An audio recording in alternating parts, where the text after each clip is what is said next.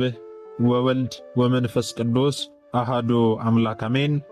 የተወደዳችሁ የልዑል እግዚአብሔር ቤተሰቦች የእናታችን የቅድስት ድንግል ማርያም የአስራት የቃል ኪዳን የበረከት ልጆች የጻድቃን የሰማዕታት ወዳጆች በወደደንና ባፈቀረን በልዑል እግዚአብሔር ፍጹም ሰላም እላችኋለሁ። እንደምን ዋላችሁ? እንደምን ለዚህ ሰዓት ደረሳችሁ?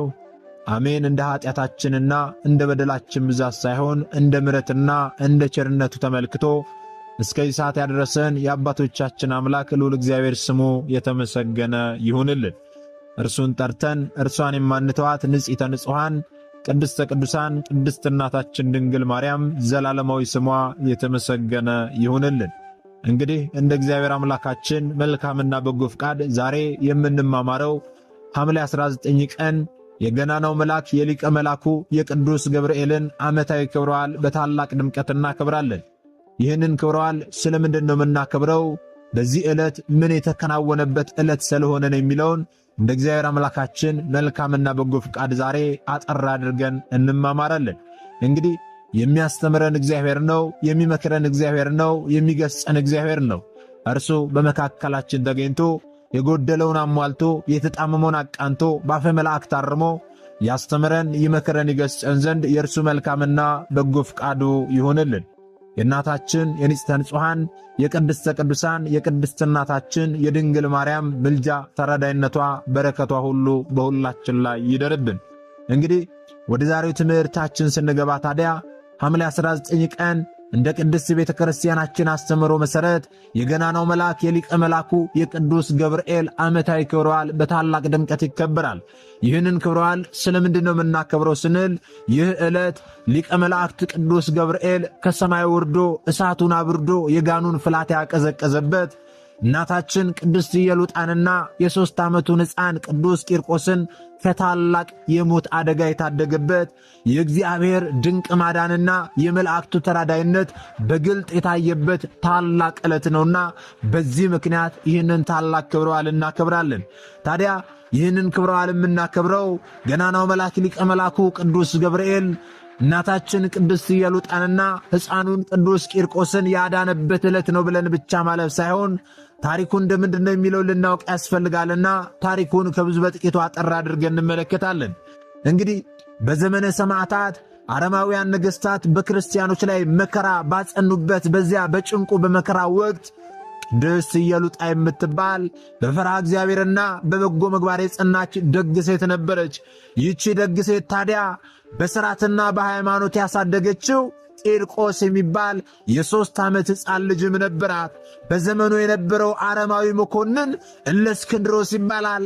እለእስክንድሮስ ክርስቲያኖችን እያሳደደ መግደል ጀመረ፣ ማሳደድ ጀመረ። በዚህ ጊዜ ታዲያ እናታችን ቅድስት ኢየሉጣ ልጇን እንዳይገድልባት እርሷም እንዳትሞት ይህንን የክርስቲያኖችን ግድያ ፈርታ ሸሽታ ልጇን ይዛ ከሮም ከተማ ወጥታ ወደ ጠርሴስ ተሰደደች፣ ኮበለለች ወገኖቼ። ነገር ግን ስደቱ መከራው አላበቃም። እርሷ ተሸሽጋ ወይም ደግሞ ፈርታ ብትሰደድም እንኳን መኮንኑ ወደዚህ ሀገር ገብቶ ክርስቲያኖችን ማሳደዱን ቀጠለ። እርሷ ወደ ደረሰችበት ወደ ጠርሴስ ከተማ ገብቶ አሁንም ክርስቲያኖችን ማሳደድ ጀመረ ወገኖቼ። ታዲያ የሸሸችውን መኮንን በዚያ ሀገር ላይ አገኘችው። ሰዎች ነገር ሰሩባትና ወደ መኮንኑ አቀረቧት።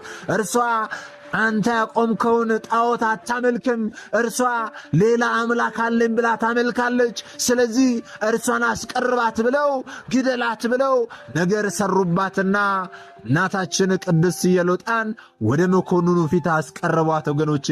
ታዲያ መኮንኑ አስቀርቧት፣ ፊት ለፊቱ አቁሟት፣ ስለ አምልኮቷ ጠየቃት። አንቺ ማንን ነው የምታመልኪው?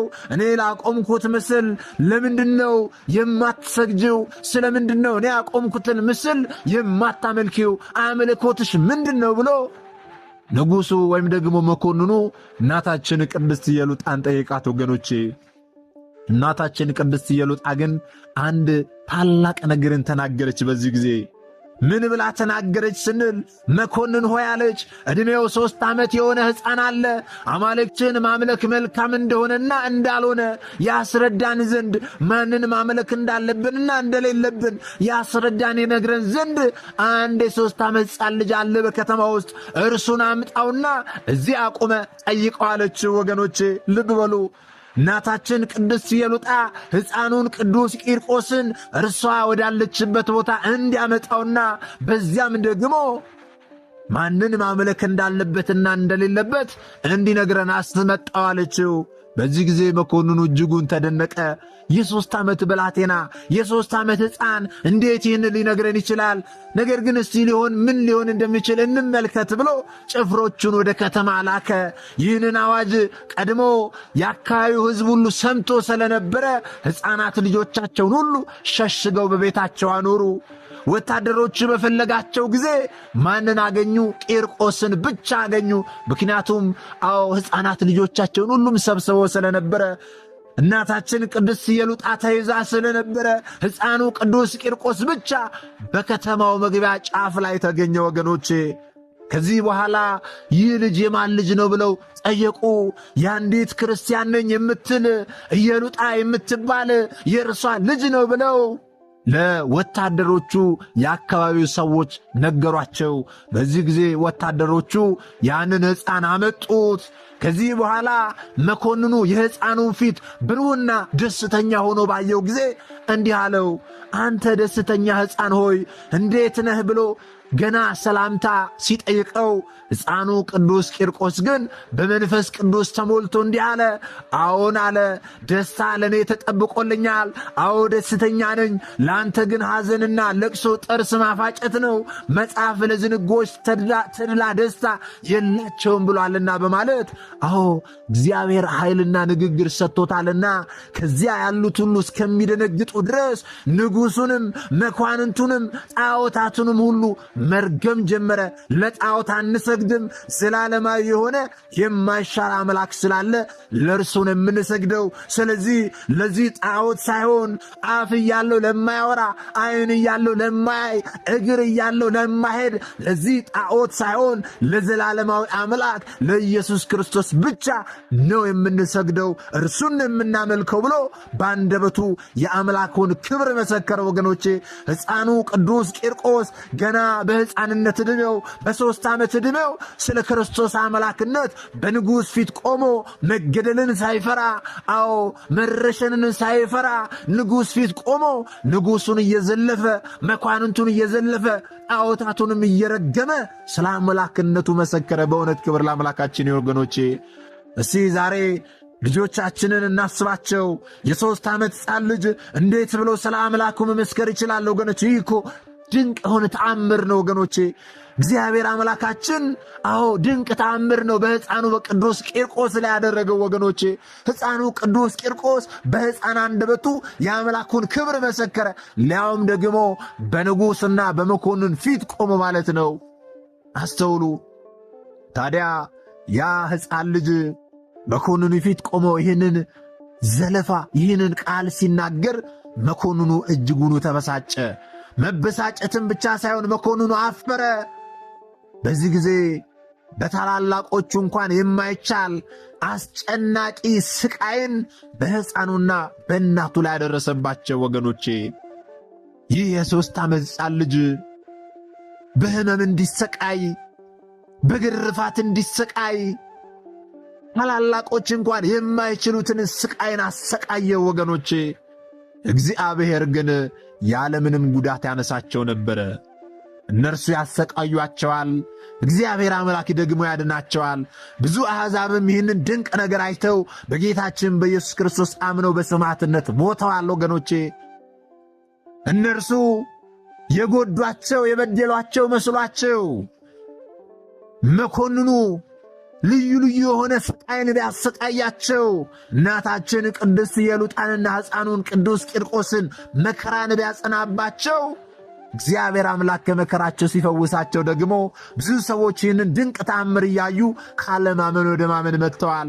ብዙዎች በሰማዕትነት ሞተዋል። ወገኖቼ የእነርሱ ሕመም፣ የእነርሱ ስቃይ፣ የእነርሱ በመከራ ውስጥ መውደቅ ለብዙ ሰዎች ካለማመን ወደ ማመን መምጣት ምክንያት ሆነ። አስተውሉ ወገኖቼ፣ እግዚአብሔር አምላክ የሰው ልጆችን በምን አይነት መንገድ እንደሚያስተምር አስተውሉ። ዛሬም በዘመናችን እግዚአብሔር አምላክ በልዩ ልዩ መልክ ያስተምረናል። እኛ ግን ማስተዋል ነው የተሳነን። እግዚአብሔር በአንድም በሌላም ይናገራል፣ የሰው ልጅ ግን አያስተውልም። ወገኖቼ ማስተዋል ነው የተሳነን። እግዚአብሔር አምላክ በልዩ ልዩ መንገድ መክሮናል፣ ገስጾናል፣ አስተምሮናል። ስንቶቻችን ግን አስተውለን የሆነ ወገኖቼ? ታዲያ ይህ ሲከናወን ብዙ ሰዎች ካለማመን ወደ ማመን ሲመጡ ሲመለከት ሳለ መኮንኑ በዚህ ተግባር እጅጉኑ ተበሳጨ። ወገኖቼ እጅጉኑ በመበሳጨቱ ምክንያት ሰም፣ ጨው፣ ባሩድ፣ ሙጫ፣ እርሳስ፣ ብረት፣ ቅንጭብ፣ ቁልቋል እነዚህ ታላላቅ የሆኑ በውሃ ውስጥ ተጨምረው ሲፈሉ የሰውን ሥጋ በጫጭቀው የነቃጥለው የሚጥሉ ነገሮችን ጨምራችሁ ታላቅ የብረት ጋን አፍሉ ብሎ ይህንን ትእዛዝ አዘዘ መኮንኑ። ወገኖቼ ታዲያ ወታደሮቹ እንደታዘዙ ማድረግን ጀመሩ። እሳቱ ነዶ ፍላቱ እንደ ነጎድጓድ ድምፅ ሲጮህ፣ ወላፈኑም እንደ ፀሐይ ነጸብራቅ መጋረፍ ሲጀምር፣ የፍላቱ ኃይል እስከ 14 ክንድ ከፍታ ወደ ላይ ሲዘል ቅዱሳኑን አምጥተው ሊጨምሯቸው ሲሉ ብዙ ሺህ ሕዝብ እንዲሰበሰብ አደረጉ።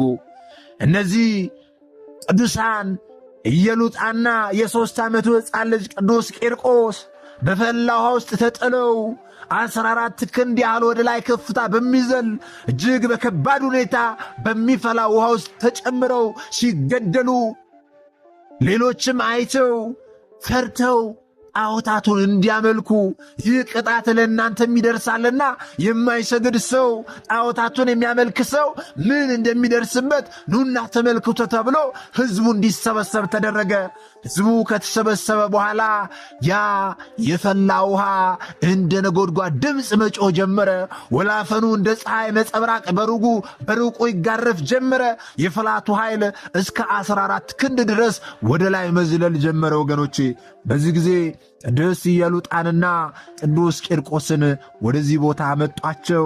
እናታችን ቅድስት ኢየሉጣ የፍላቱን ጩኸት በሰማችና ባየች ጊዜ እጅጉኑ ተሸበረች። ከተዘጋጀላት ሰማያዊ አክሊልም ልታፈገፍግ ሞከረች። ወገኖቼ እጅጉኑ ደነገጠች፣ ፈራች። በዚህ ጊዜ ግን ያ የ3 ዓመት ብላቴና ያ የ3 ዓመት ሕፃን ልጅ ቅዱስ ቂርቆስ እናቱን እንዲህ ሲል ያጽናናት ይገስጻት ጀመረ። ወገኖቼ እናቴ ሆይ አላት፣ ከዚህ የብረት ጋን ግርማ የተነሳ አትፍሪ፣ ድንጋጤ የማይደርብሽ አናንያና አዛርያን ሚሳኤልን እግዚአብሔር ከእቶን እሳት እንዳወጣቸው ሁሉ እኛንም ከዚህ የብረት ጋን ሊያወጣን ችሎታ እንዳለው አትጠራጠሪ። አዎ ያድነናል። ባያድነንም እንኳን ግዳጃችንን በዚህ የፈላ ውሃ ውስጥ እንድንወጣ እግዚአብሔር አምላክ ፈቅዶ ከሆነም እንኳን ግዳጃችንን በዚህ ልንፈጽም ይገባል እንጂ አትፍሪ፣ አትጠራጠሪ። እናቴ ሆይ ከዚህ ከሚያልፈው ዓለም ጭንቅና መከራ ለመዳን ስትይ በማያልፈው ዘላለማዊ እሳት ለመቀጣት ትመርጫለሽን? ይህ ሳይሆንም ይቅርብሽ። በአሁኑ እግዚአብሔር በመካከላችን አለና ይረዳናል። እናቴ ሆይ ሶስናን ከእደረብናት ዳንኤልን ከአፈ አናብስት ያዳነ አምላክ እኛንም ከዚህ ከጋን ፍላት ውሃ ያወጣናል እያለ እናቱን ያጽናናት ጀመረ፣ ያበረታት ጀመረ። ያ የ3 ዓመት ሕፃን ልጅ ወገኖቼ አስተውሉ። ልጅ እናቱን ሲያጽናና አስተውሉ ወገኖቼ። መሆን የነበረበት የ3 ዓመቱ ሕፃን ልጅ እሳቱን ፈርቶ ያንን የፈላ ውሃ ፈርቶ ሊረበሽ ይገባ ነበረ። ነገር ግን ምንም አይነት ቅንጣት ታክል ፍርሃት በቅዱስ ቂርቆስ ላይ አልታየም ወገኖቼ። እናታችን ቅድስት ኢየሉጣ ነበረች ልጇን ልታጽናና ወይም ደግሞ ልትገጽጽ ልትመክር ሊገባ የነበረው። ነገር ግን የ3 ዓመቱ ሕፃን ልጇ እርሷን ያበረታት ጀመረ ወገኖቼ አስተውሉ። ሰይጣን ወደ እናታችን ወደ ቅድስት ኢየሉጣ ቀርቦ እንድትፈራ እንድትደነግጥ አረጋት። ሕፃኑ ቅዱስ ቂርቆስ ሊያበረታት ቢሞክርም የተለያዩ ቃላትን ቢጠቀምም ሊሆንነት አልቻለም። ስለዚህ ምን ማድረግ ነበረበት? ሕፃኑ ስለ እናቱ እምነት መጽናት ወደ እግዚአብሔር አበክሮ ጸለየ ወገኖቼ። ምን ነው ጌታዬ ሆይ ለእናቴ ወደዚህ እሳት ገብታ ግዳጇን የምትፈጽምበት ድፍረትን ስጣት። ሰይጣን ዲያብሎስን ካጠገቧ አርቅላት። ከተዘጋጀላት አክሊል እንዳታፈገፍግ ጌታዬ ሆይ እርዳት እያለ ሕፃኑ ቅዱስ ቂርቆስ ወደ ፈጣሪው ረጅም ጸሎትን አደረሰ። ወገኖቼ ጸሎቱ እንደተጠናቀቀ ዲያብሎስ ከእነርሱ ሸሸ። ከእናቱ ከቅድስት ኢየሉጣ አጠገብ ሸሸ። እናቱም በዚህ ጊዜ በመንፈስ ቅዱስ ኃይል ተሞልታ አንድ የሚያስገርም ቃል ተናገረች። ምን ብላ ተናገረች ስንል ልጄ ሆይ አለች፣ በብረት ጋኑ ውስጥ የሚነደውን እሳት በማይበት ጊዜ በለምለም ላይ እንደሚወርድ ጠል ሆኖ አይቼዋለሁና ና ወደ ፈላ ውሃ እንግባ አለች። ወገኖቼ በእውነት ክብር ለአምላካችን ይሆን። ቀድማ ፈርታ ነበረ። ነገር ግን ሰይጣን ዲያብሎስ በቅዱስ ቂርቆስ ጸሎት ካጠገባቸው ከሸሸ ከጠፋ በኋላ በመንፈስ ቅዱስ ኃይል ተሞልታ ልጄ ሆይ አለች፣ እሳቱን በማይበት ጊዜ በለምለም ላይ እንደሚወርድ ጠል ሆኖ አይቼዋለሁ አለች። ወገኖቼ በእውነት ክብር ለአምላካችን ይሆን። አስተውሉ። መንፈስ ቅዱስ ወደኛ ሲመጣ የትኛውም ኃይል የትኛውም የሰይጣን ዲያብሎስ ፈተና አያስፈራንም ወገኖቼ። እናታችን ቅድስት ኢየሉጣ ይህንን አለች። ታዲያ በዛሬቱ ዕለት ሐምሌ 19 ቀን ሁለቱንም ወደዚያ አስጨናቂ ጋን ውስጥ ጨመሯቸው። ነገር ግን ገና ወደዚያ ወደ ፈላ ውሃ ውስጥ በወረወሯቸው በጨመሯቸው ጊዜ ከሰማይ እየበረረ ገናናው መልአክ ሊቀ መልአኩ ቅዱስ ገብርኤል ከሰማይ ወረደና የብረቱን ጋን እሳት አጠፋው። ማቃጠሉንና መፍላቱን አደረገው። ገናናው መልአክ ሊቀ መልአኩ ቅዱስ ገብርኤል በእውነት የእኛንም መከራችንን ጭንቃችንን ሁሉ ዛሬ አድርግልን ወገኖቼ። ከሰማይ እየበረረ መጥቶ በበትረ መስቀሉ ያንን የፈላ ውሃ ቢመታው ያ የፈላ ውሃ ቀዘቀዘ፣ ጸጥ አለ። ያ ይነድ የነበረው ከስር ይነድ የነበረው እሳት ጠፋ። ቅዱሳኑም አንዳች ጉዳት ሳይደርስባቸው በሰላም ከዚያ ወጡ። ወገኖቼ በእውነት ክብር ለአምላካችን ይሁን። ስለዚህ ዛሬ ሐምሌ 19 ቀን የምናከብረው ክብረ በዓል ገናናው መልአክ ሊቀ መልአኩ ቅዱስ ገብርኤል ከፈላ ውሃ እናታችን ቅድስት ኢየሉጣንና ሕፃኑን ቅዱስ ቂርቆስን ያዳነበት ዕለት ስለሆነ ነው ወገኖቼ። ታዲያ መከራቸው በዚህ አላበቃም ወገኖቼ። ዳግመኛም መኮንኑ 14 የሾሉና የጋሉ የብረት ሽንካሮችን አምጥቶ 7ቱን በእናቱ 7ቱን ደግሞ በሕፃኑ አካል 2ቱን ብረት በጆሮዎቹ 2ቱን ብረት በዓይኖቹ 2ቱን ደግሞ በአፍንጫዎቹ 1ዱን ደግሞ በልቡ እንዲቸነክሩና የሕፃኑን የራስ ቆዳ ገፈው እሳት ውስጥ እንዲጨምሩ አዘዘ ወገኖቼ። ይህንን አዞ ንጉሡ ይህንን ባደረጉባቸው ጊዜም አሁንም ገናናው መልአክ ሊቀ መልአኩ ቅዱስ ገብርኤል መጥቶ መከራውን ከነርሱ አራቀላቸው። በእውነት ክብር ለአምላካችን ይሆን። ታዲያ ተጋድሏቸው ቅዱሳን እነዚህ ቅድስት ኢየሉጣና ቅዱስ ቂርቆስ ተጋድሏቸውን ፈጽመው በሰይፍ ተመተው ወይም ደግሞ አንገታቸውን ተቀልተው ሰማዕትነትን የተቀበሉት ጥር 15 ቀን ቢሆንም እንኳን ሐምሌ 19 ቀን ግን ቅዱስ ገብርኤል እሳቱን ያጠፋበትና ተአምሩን የፈጸመበት ዕለት በመሆኑ በታላቅ ድምቀት ይከበራል ማለት ነው ወገኖቼ። ስለዚህ ዛሬ ገናናው መልአክ ሊቀ መልአኩ ቅዱስ ገብርኤል ከሰማይ ወርዶ እሳቱን አብርዶ የጋኑን ፍላታ ቀዝቅዞላቸዋል። ሕፃኑን ቅዱስ ቂርቆስንና እናቱን ቅድስት ኢየሉጣን ከሞት አደጋ አድኗቸዋል። በዚህም ደግሞ የእግዚአብሔር ድንቅ የማዳን ሥራና የመላእክቱ ተራዳይነት በግልጽ ታይቷል ማለት ነው ወገኖቼ። በእውነት ክብር ለአምላካችን ይሆን። ታዲያ ይህንን ከተመለከትን ዘንዳ ደግሞ ከዚህ ታሪክ እኛ ምንድን ነው የምንማረው የሚሉ ልናውቅ ያስፈልጋል።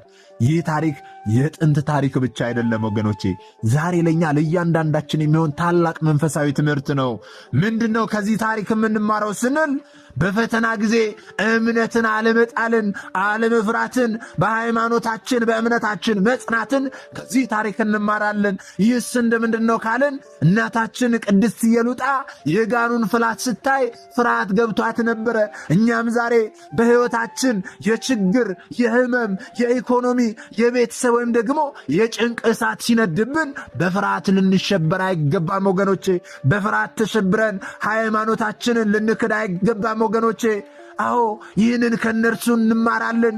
የሕፃኑ ቅዱስ ቂርቆስ መልእክት ዛሬም ለሁላችንም ይሰራል ወገኖቼ። ሕፃኑ ቅዱስ ቂርቆስ ከሚያልፈው ዓለም መከራ ለመዳን ስትሉ በማያልፈው እሳት አትቀጡ ይለናል ወገኖቼ።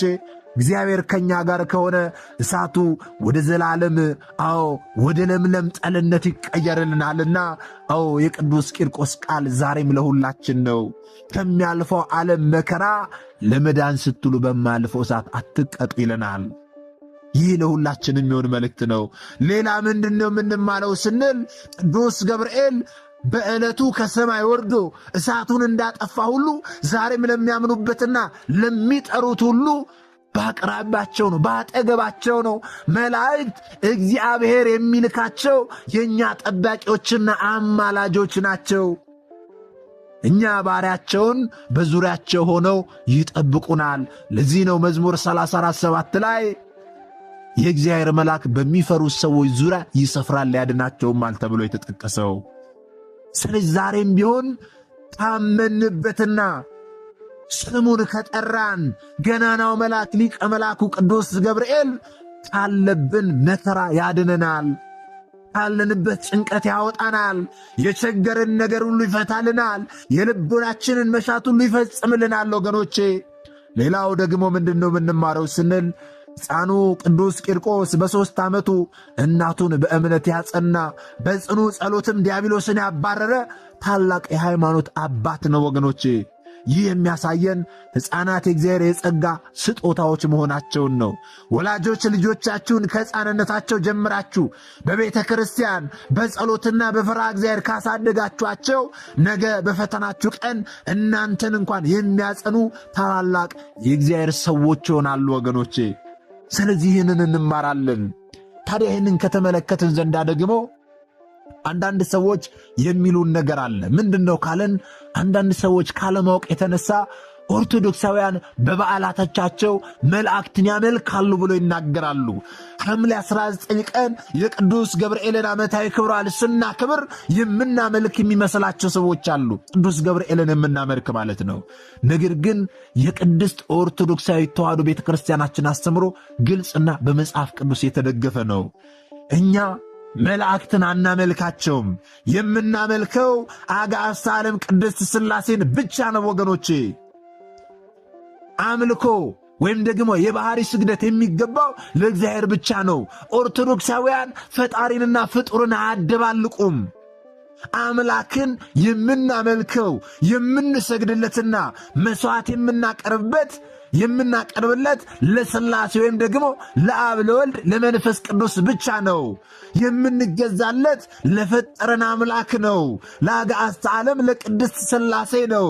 የማቴዎስ ወንጌል ምዕራፍ 4 ቁጥር 10 ላይ ለጌታ ለአምላክ ስገድ እርሱንም ብቻ አምልክ ተብሏልና ማለት ነው። ስለዚህ ቅድስት ቤተ ክርስቲያናችን የምታመልከው አጋዕዝተ ዓለም ቅድስት ሥላሴን ብቻ ነው። ለምሳሌ ላስረዳችሁ።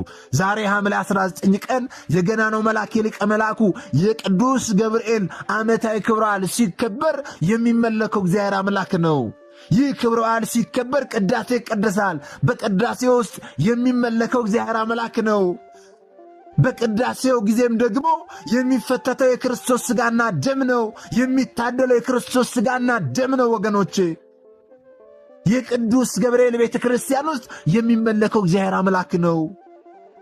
በትንቢተ ኢሳይያስ ላይ በቤቴና በቅጥሬ የዘላለም መታሰቢያ እሰጣቸዋለሁ እንዳለ እግዚአብሔር አምላካችን ይህንን ቃል እንደገባላቸው ሁሉ አብያተ ክርስቲያናት በጻድቃን ስም በመላእክት ስም ይታነጻሉ። ታቦታትን በመላእክትም በጻድቃን ስምም ይታነጻሉ፣ ይሰየማሉ። ምክንያቱም በቤቴና በቅጥሬ ለዘላለም የማይጠፋ ስም እሰጣቸዋለሁ ብሎ እግዚአብሔር አምላካችን ቃል ኪዳንን ስለገባላቸው ማለት ነው። ነገር ግን አብያተ ክርስቲያናት በስማቸው ቢታነጹም በዚያ ቤተ ክርስቲያን ውስጥ የሚመለከው እግዚአብሔር አምላክ ነው እንጂ መላእክት አይደሉም፣ ጻድቃን ሰማዕታት አይደሉም። ይህን ልታውቅ ያስፈልጋል። ታዲያ ለምንድን ነው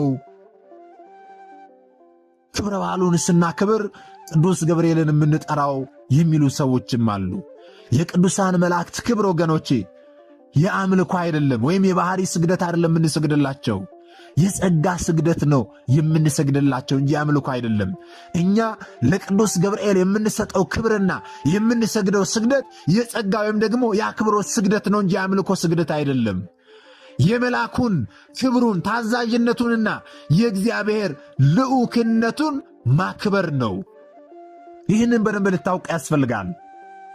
በመጽሐፍ ቅዱስ ውስጥ ደግሞ ቅዱሳን ሰዎች ለመላእክት የአክብሮት ስግደት እንደሰገዱ በተለያዩ መጽሐፍ ቅዱስ ክፍል ተጠቅሰው እናገኛለን። ለምሳሌ ኢያሱ 5:14 ላይ የእግዚአብሔር ሰራዊት ወይም ደግሞ አለቃ በፊቱ በቆመ ጊዜ ኢያሱ ወደ ምድር በፊቱ ተደፍቶ ሰገደ ይላል። በትንቢተ ዳንኤል ምዕራፍ 8 ቁጥር 17 ላይ ደግሞ መልአኩ ቅዱስ ገብርኤልን ባየው ጊዜ በፊቴ ተደፍቼ ወደ ምድር ወደቅኩ ይላል። ዘፍጥረት 19 ቁጥር 1 ላይ ስትመለከቱ ደግሞ ሁለቱን መላእክት ባየ ጊዜ በፊቱ ወደ ምድር ተደፍቶ ሰገደ ይላል። ወገኖች ያስተውሉ። መልአክን ማክበር የላከውን እግዚአብሔርን ማክበር ነው። እኛ መጽሐፍ ቅዱስን መነሻ አድርገን ነው የትኛውንም ሥርዓት የምናከናውነው። ስለዚህ ዛሬ የቅዱስ ገብርኤልን ዓመታዊ ክብረ በዓል ስናክብር ቅዱስ ገብርኤልን እግዚአብሔር ባከበረው ልክ እያከበረን እንደሆነ ልታውቁ ያስፈልጋል እንጂ እያመለከን አይደለም። ቅዱስ ገብርኤልን ማክበር የላከውን እግዚአብሔርን ማክበር ነው። ቅዱስ ገብርኤልን ስናክብር ስናመሰግንና በዓሉን ስናስብ አምላካችን እግዚአብሔርን እያከበርን ነው። ምክንያቱም መልአኩ የራሱን ኃይል ሳይሆን የእግዚአብሔርን ኃይል ነው ያሳየው።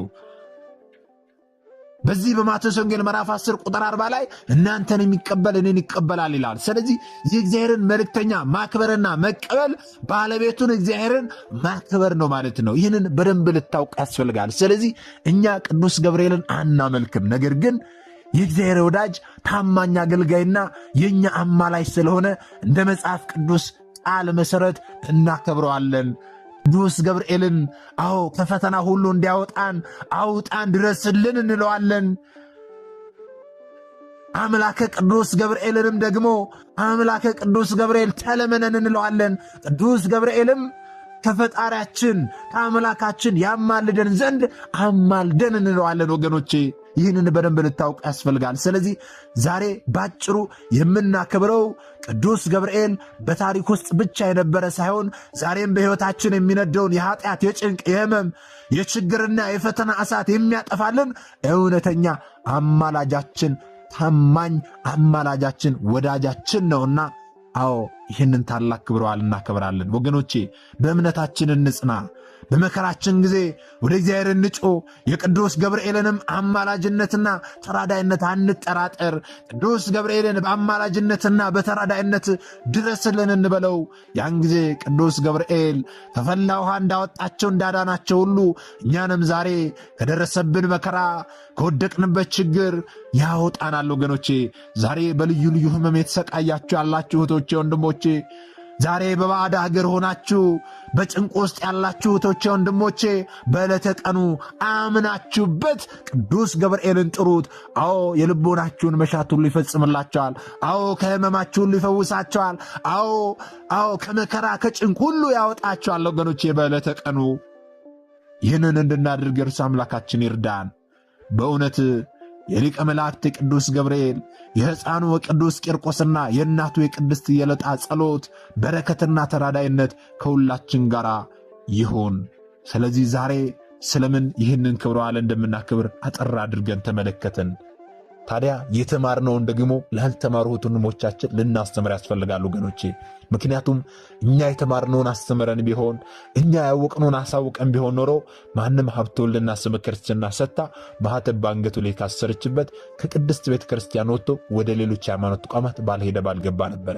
ነገር ግን እኛ የተማርነውን ስለማናስተምር ያወቅነውን ስለማናሳውቅ ብዙቶቻችን እንዲሁም ወንድሞቻችን እየሳቱ ነው ያሉትና የሳቱትንም ለመመለስ ያሉትንም ለማጽናት አሁን ላይ የተማርነውን ወደፊትም የምንማረውን የቤተ ክርስቲያናችን አስተምሮ ልናስተምር ያስፈልጋል ማለት ነው።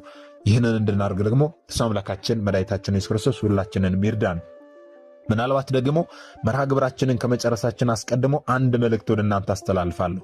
ይህ መልእክት ምንድነው ካላችሁኝ ዘንዳ እንደሚታወቀው በዚህ መንፈሳዊ ቻናል ላይ በዓመት 3 ታላላቅ የበረከት ስራዎች ይሰራሉ። እነዚህ የበረከት ስራዎች በማቴዎስ ወንጌል ምዕራፍ 25 ላይ የተጠቀሱ ጌታችን መድኃኒታችን ኢየሱስ ክርስቶስ ለፍርድ በሚመጣበት ጊዜ እኛን የሚጠይቀንን ጥያቄዎች ለመመለስ የተዘጋጁ ናቸው። እነዚህስ ምንድናቸው ካልን ደግሞ አዲስ ዓመትን ምክንያት ማድረግ የታሰሩ ወንድሞቻችንን እንጠይቃለን። የገና በዓልን ምክንያት ማድረግ በየሆስፒታሉ የሚሰቃዩ ወንድሞቻችንን ህሙማንን እንጎበኛለን። የፋሲካ በዓልን ምክንያት ማድረግ ደግሞ የተራቡ እናበላለን፣ የተጠሙ እናጠጣለን፣ ነዳያንን አንድ ቦታ ሰብስበን እንመግባለን ማለት ነው። እነዚህን 3 ታላላቅ የበረከት ስራዎች በዓመት 3 ጊዜ እንሰራለን ማለት ነው።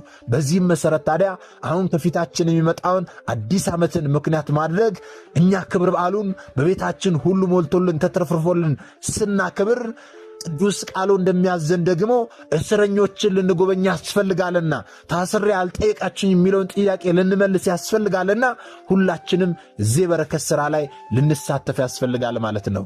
አዲስ ዓመትን ምክንያት ማድረግ የታሰሩት ወንድሞቻችንን ለመጎብኘት መርሃ ግብር ይዘናልና የ100 ብር ቻሌንጅ ብለን ጀምረናልና እዚህ 100 ብር ቻሌንጅ ላይ ሁላችሁም አነሰ በዛ ሳትሉ ልትሳተፉ ያስፈልጋል። አቅማችሁን እያደረጋችሁ ማለት ነው። እንዴት ነው መሳተፈው? በምን አካውንት ነው መሳተፈው? ከዚህ በፊት የሰራችሁት ቪዲዮ ወይም ደግሞ ያደረጋችሁት የበረከት ሥራስ ምን ይመስላል እያላችሁ የምትጠይቁ ሰዎች ካላችሁ ደግሞ የዚህ ቪዲዮ የኮሜንት የመጀመሪያ ቦታ ላይ ሊንክ አስቀምጥላችኋለሁ። ያንን ሊንክ ስትጫኑ ሙሉ ዝርዝር መረጃው በጽሁፍ ይመጣላችኋል። ያንን ጽሁፍ አንብባችሁ እዚህ የበረከት ሥራ ላይ መሳተፍ ትችላላችሁ ማለት ነው። እግዚአብሔር አምላካችን ሁላችንንም የበረከቱ ተካፋዮች ያድርገን።